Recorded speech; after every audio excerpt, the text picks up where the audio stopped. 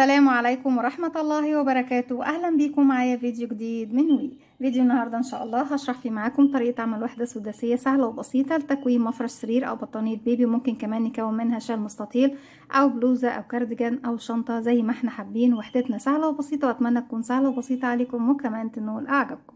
بسم الله الرحمن الرحيم. وحدتنا النهاردة زي ما احنا شايفين أنا اشتغلتها بلونين وهشتغل كمان معاكم بلونين تانيين، وتقدري تكوني المفرش او القطعة اللي انت بتشغليها كلها بمجموعة الوان مختلفة بالتداخل مع بعضها.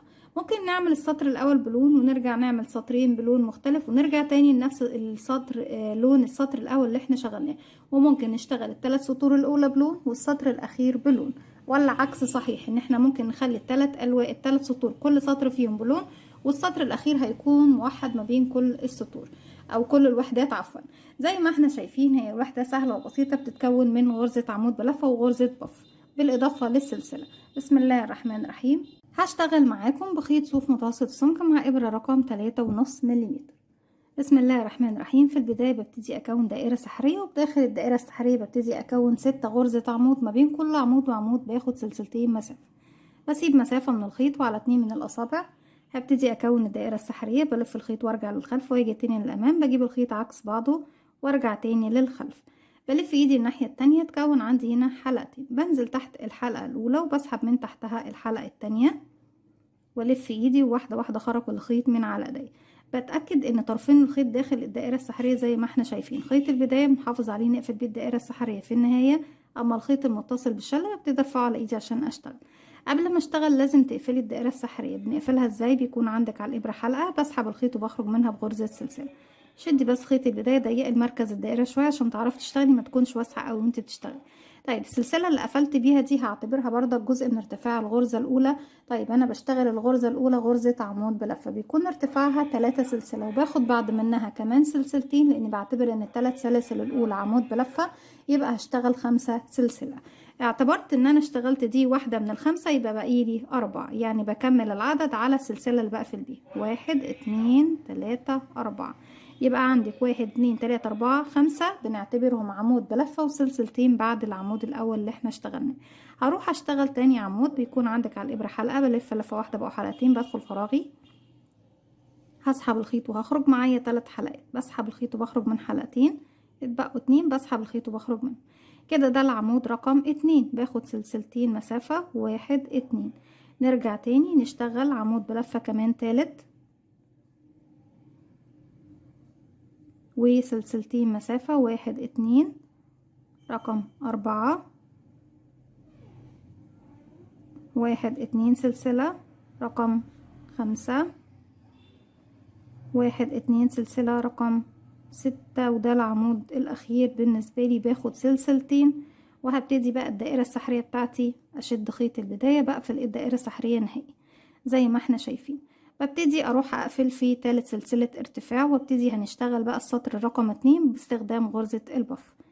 بعد سلاسل 1 2 واروح للي بعدها على طول، يا اما تعدي من تحت 1 2 وفي رقم 3 تقفلي، او من هنا 1 2 وفي رقم 3 تقفلي. دخلت في السلسلة رقم 3 ومعايا كمان خيط البداية هنا عشان ابتدي اشتغل عليه، وبسحب الخيط وبخرج من تحت الحلقات دي ومن تحت الحلقة اللي عندي على الابرة بغرزة منزلق. كده بنكون قفلنا السطر الاول بتاعنا.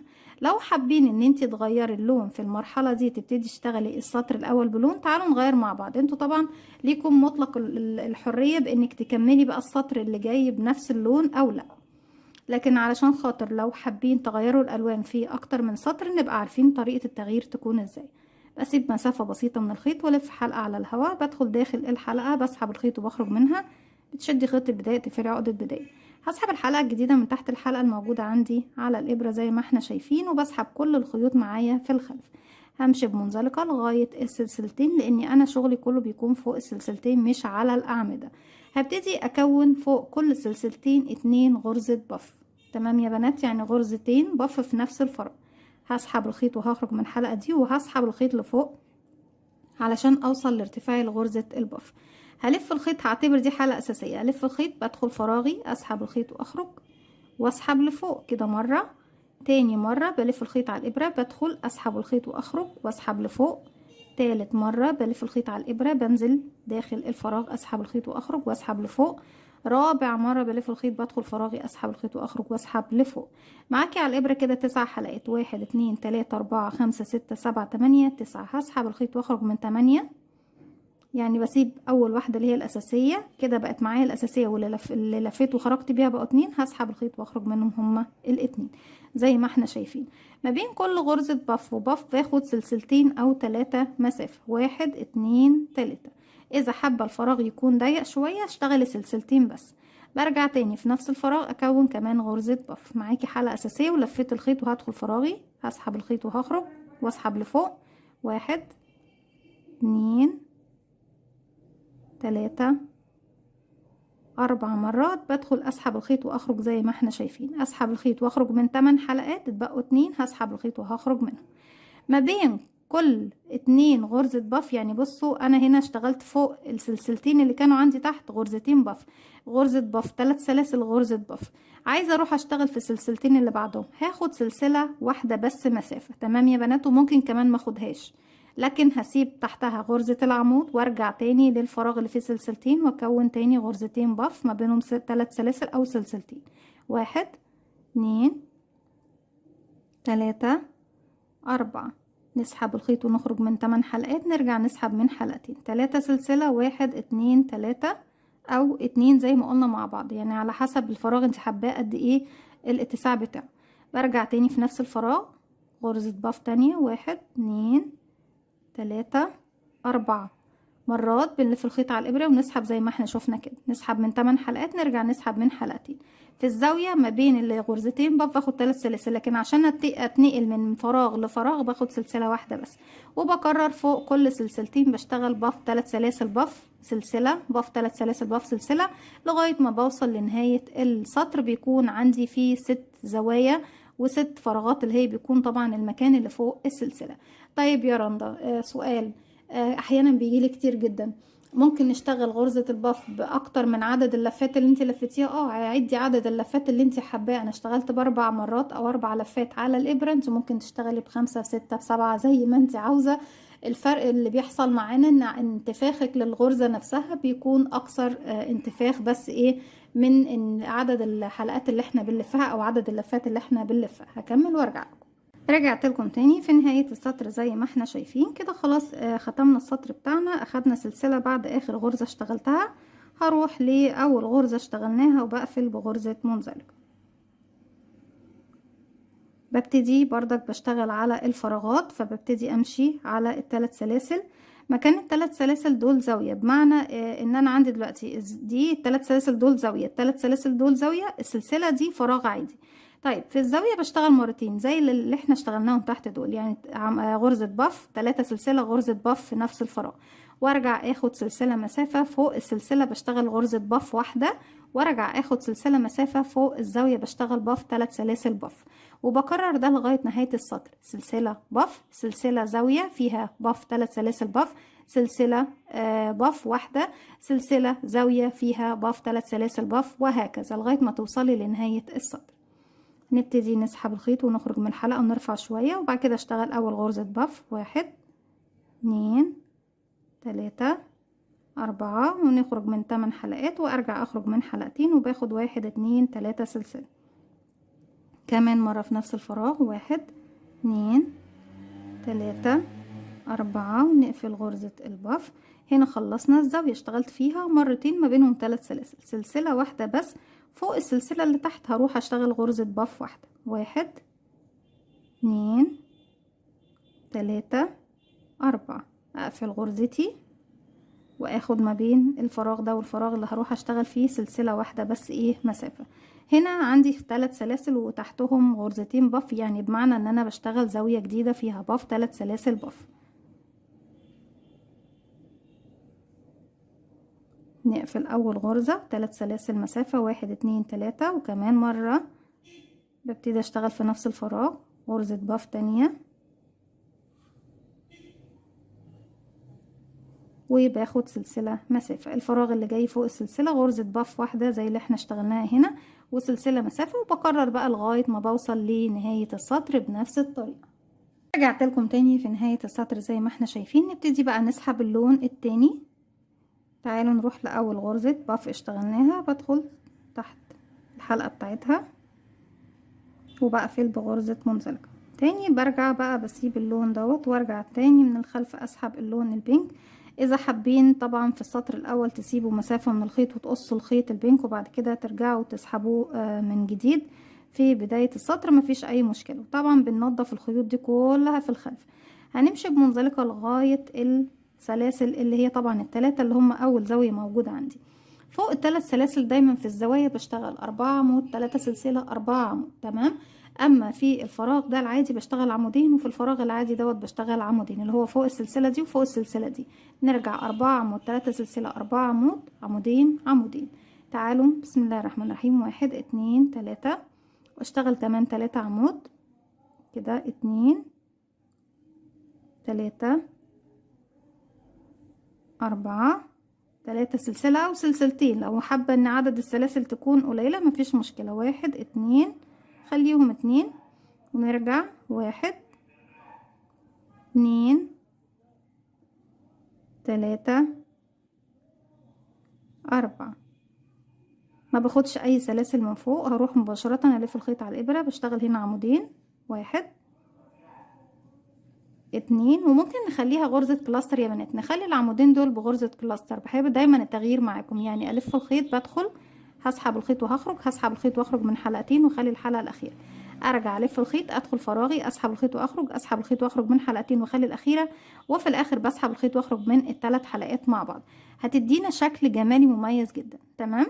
هلف الخيط بدخل بقى هنا اشتغل زاوية جديدة مكونة من 4 عمود 3 سلسلة 4 عمود 1 2 3 4. طيب تعالوا بقى لو انا بشتغل بشبك في الوحدات المقابلة ليه. طيب هنبتدي نشبك، هعمل ايه يا رندا؟ المفروض ان انا هنا قلت باخد كام سلسلة؟ 3، هاخد منهم سلسلة واحدة بس وابتدي اجيب الوحدة التانية اللي هبتدي اشبك فيها. خيطك لفوق قبل كل شيء، الخيط لفوق.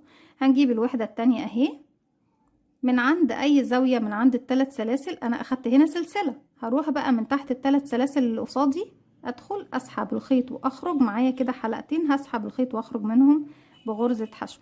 من فوق ادتني هنا كأني عملت السلسلة رقم 2، علشان كده انا ما اخدتهاش. بعد كده هاخد سلسلة واحدة بس، يبقى كده عملنا الثلاث سلاسل بتوعنا، لكن فيهم واحدة مش سلسلة، فيهم واحدة هي غرزة الحشو اللي انا شبكت بيها في الوحدة اللي خلفي. ابتدي تاني هنا ارجع للزاوية بتاعتي، اشتغل 4 عمود 1 2 3 4. اروح اشتغل غرزة كلاستر في الفراغ اللي جاي او عمودين، انا اديتكم اختيارات، اللي حابب يشتغل عمودين على طول مفيش مشكلة، حابين تخلوها غرزة كلاستر من عمودين مفيش مشكلة.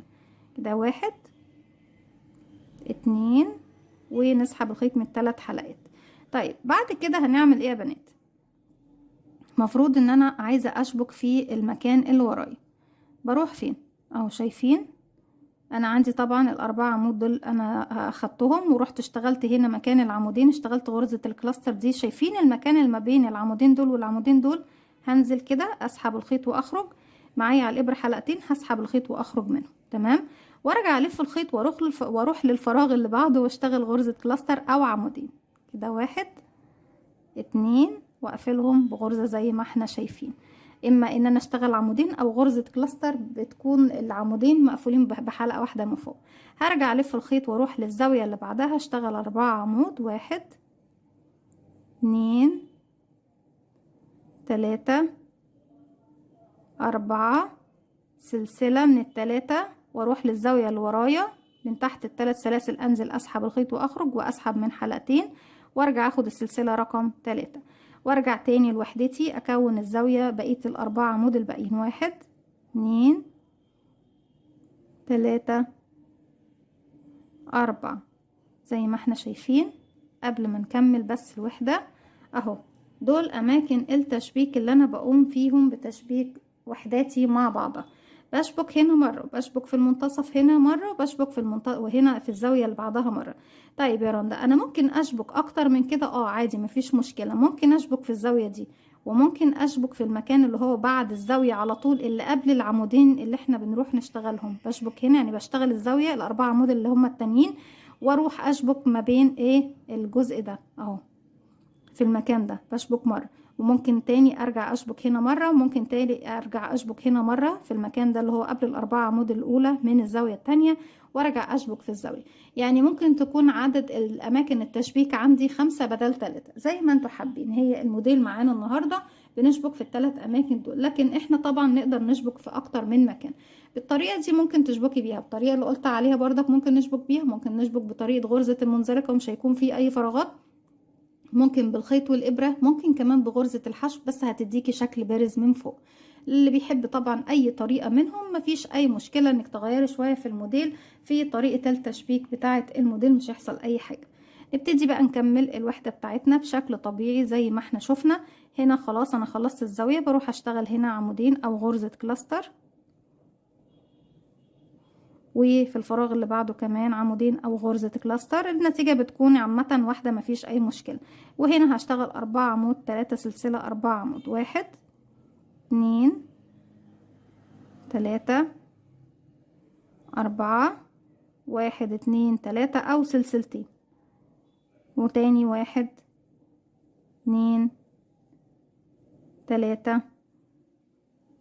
4، وبكرر دوت لغاية ما بوصل الى نهاية الوحدة بتاعتي. زي ما احنا شايفين هكمل وارجع لكم نشوف شكل الوحدة في النهاية ايه مع بعض. رجعت لكم تاني، وبكده بنكون وصلنا لنهاية فكرتنا النهاردة. اتمنى تكون سهلة وبسيطة عليكم وكمان تنور اعجابكم. ما تنسوش فضل الله ليس امرا، اذا عجبكم الفيديو تدعموني بلايك وشير وسبسكرايب، واستنوني فيديو جديد من وما تنسوش كمان تفعلوا زرار الجرس يوصلكم مني كل جديد. السلام عليكم ورحمة الله وبركاته.